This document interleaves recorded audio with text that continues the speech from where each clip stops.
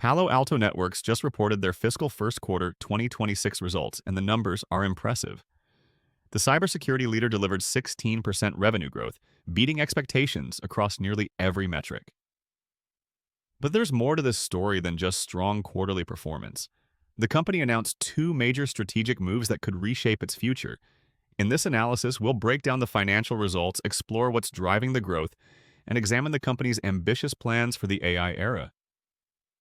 Let's dive in. Total revenue for the quarter reached $2.5 billion, up 16% year-over-year from $2.1 billion in the same period last year. This growth was driven by two main segments. Product revenue came in at $434 million, up from $354 million last year. But the real star is the subscription and support segment, which generated $2.04 billion compared to $1.785 billion in the prior year. This shows a clear shift toward recurring revenue streams, which is exactly what investors want to see in enterprise software. Now let's talk profitability.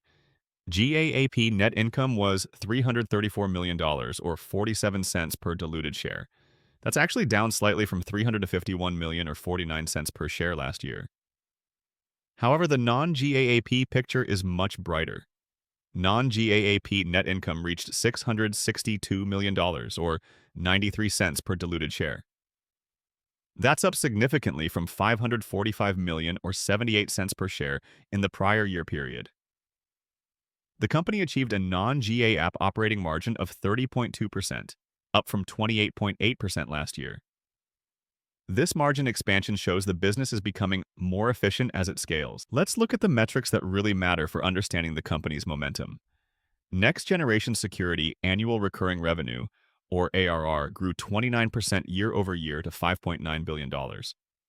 This metric tracks revenue from all active contracts excluding hardware and legacy offerings. Even more impressive is the remaining performance obligation, which grew 24% to $15.5 billion. This represents contracted revenue that hasn't been recognized yet. Think of it as a backlog of future revenue, and it's growing at a healthy clip. The balance sheet tells a story of financial strength. Cash and cash equivalents stood at $3.066 billion as of October 31, up from $2.269 billion at the end of July. When you add short-term and long-term investments, total liquidity exceeds $10 billion.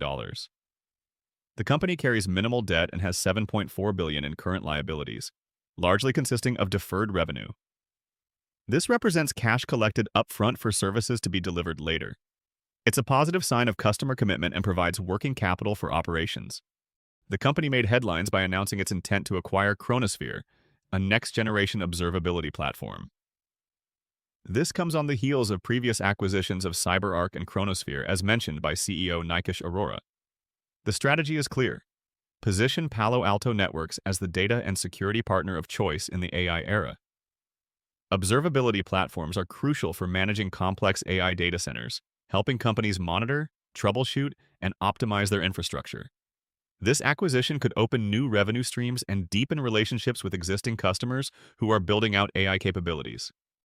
CEO Nikesh Arora highlighted significant platformization wins during the quarter. But what does platformization actually mean? Instead of selling individual point products, the company is bundling its security solutions into comprehensive platforms. This approach has several advantages. It increases customer stickiness, reduces churn, and typically leads to higher deal sizes. Customers benefit from integrated solutions that work together seamlessly, rather than managing multiple vendors. The strong results this quarter suggest customers are responding positively to this strategy. Management provided guidance for the fiscal second quarter. They expect next-generation security ARR between $6.11 and $6.14 billion, representing 28% year-over-year growth. Remaining performance obligation is projected at $15.75 to $15.85 billion, up 21 to 22%. Total revenue should land between $2.57 and $2.59 billion, growing 14 to 15%. Non-GAAP earnings per share are expected between 93 and 95 cents. This guidance suggests steady, sustainable growth continuing into the next quarter. Looking at the full fiscal year 2026, management raised their expectations. Next-generation security ARR is now projected between $7.0 and $7.1 billion, implying 26 to 27% growth. Remaining performance obligation should reach 18.6 to 18.7 billion, up 17 to 18%. Total revenue is expected between $10.5 and $10.54 billion, representing 14% growth. The company is guiding to a non-GAAP operating margin of 29.5 to 30% and adjusted free cash flow margin of 38 to 39%. These targets show confidence in both growth and profitability. CFO Deepak Golecha made a notable statement about long-term profitability. The company reiterated confidence in achieving a 40% plus adjusted free cash flow margin by fiscal year 2028. That's a significant milestone, going from the current 38 to 39% guidance to over 40% in about 2 years demonstrates strong operating leverage. As the subscription business scales and the platform strategy takes hold, the company expects to convert more revenue into cash flow. This is a key metric for valuing software companies. Palo Alto Networks serves more than 70,000 organizations worldwide. The cybersecurity market continues to grow as threats evolve and digital transformation accelerates. The shift to cloud computing, remote work, and now AI deployments all create new security challenges. Companies need comprehensive solutions, not point products. This plays to Palo Alto's strength as a platform provider. The company's focus on AI-powered security solutions positions it well for the next wave of enterprise technology adoption. With regulatory pressures increasing globally, cybersecurity spending remains a priority for most organizations. The cybersecurity market is highly competitive, with players ranging from large diversified tech companies to specialized point solution providers. Palo Alto competes with companies like Fortinet, Cisco, CrowdStrike, and Zscaler, among others. The company's comprehensive platform approach differentiates it from pure-play vendors. However, this strategy requires continuous innovation and significant investment in research and development. The $528 million spent on R&D this quarter, up from $481 million last year, shows the company's commitment to staying ahead. Every investment carries risks, and it's important to understand them. The company faces execution risk with its platformization strategy. Customers must adopt the broader platform rather than just buying point products. Integration challenges from multiple acquisitions could impact operations. The cybersecurity market is rapidly evolving, and new threats require constant innovation. Competition is intense, and pricing pressure could affect margins. Sales cycles in enterprise software can be lengthy and unpredictable. Success depends on continued market acceptance of new products and the ability to retain and expand the customer base. Palo Alto Networks delivered a strong first quarter with 16% revenue growth and improving margins.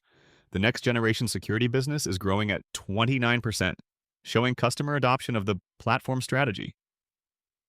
With over $15 billion in remaining performance obligations and $10 billion in liquidity, the foundation is solid. Strategic acquisitions like Chronosphere position the company for the AI era. Management raised full-year guidance and reiterated confidence in achieving 40% plus free cash flow margins by fiscal 2028. The company is executing on its vision to become the comprehensive security partner for the digital age. That wraps up our analysis of Palo Alto Networks' fiscal first quarter 2026 results. If you found this breakdown helpful, please like this video and subscribe for more financial analysis. Drop a comment below with your thoughts on the company's platformization strategy and AI initiatives. Remember, this material has a purely educational character and does not constitute investment advice. Always conduct your own research and consult with financial professionals before making investment decisions. Thanks for watching, and I'll see you in the next analysis.